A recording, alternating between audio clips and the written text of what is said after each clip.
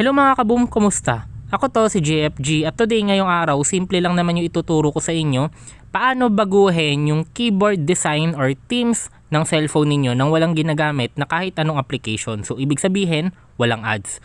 So simulan na natin.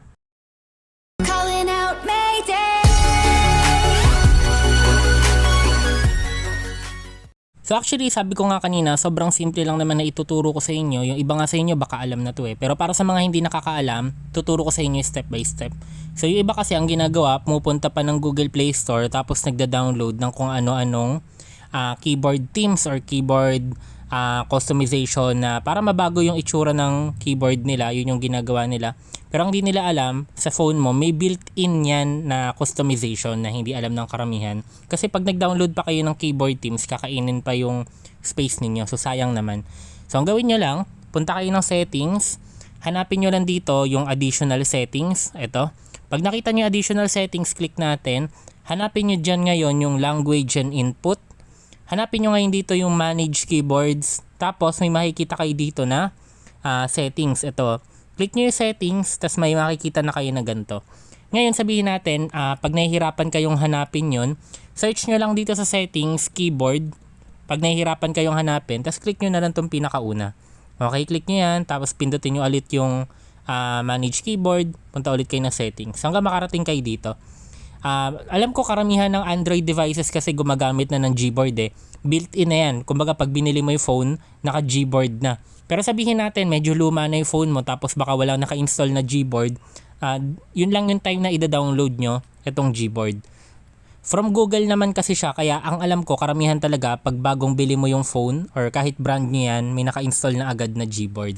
So sabihin natin, naka-install yung Gboard sa phone mo. Click nyo dito ngayon yung theme. Okay, click natin yung theme.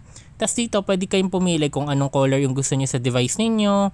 Kung gusto nyo blue, red, pwede rin kayo pumili dito ng mga landscape design, gradient design, dark design at kung ano-ano pa. Pero kung gusto mo ng sariling design mo, sariling mga pictures, may part dito ng My Themes. Click mo lang tong add button. Tapos dito, pwede na kayong pumili kung ano yung gusto ninyong ipalit. So for example, gusto kong ipalit to. For example, ito, God King Darius. Palit lang natin. Yan. Pindutin nyo lang yung next. Tapos, ito yung auto brightness. Pag dinark nyo yan, nawawala yung design.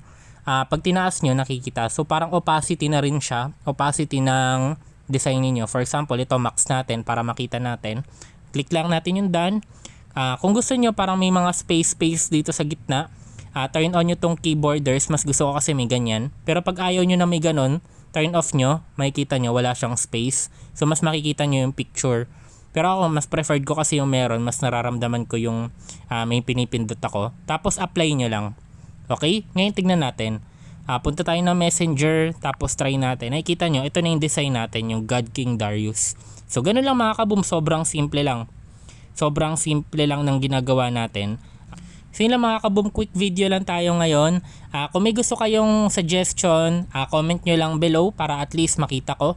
So yun lang mga kaboom, don't forget to like, comment, subscribe, share nyo na rin to sa mga friends nyo para alam din nila kung paano mag-customize ng keyboard nila.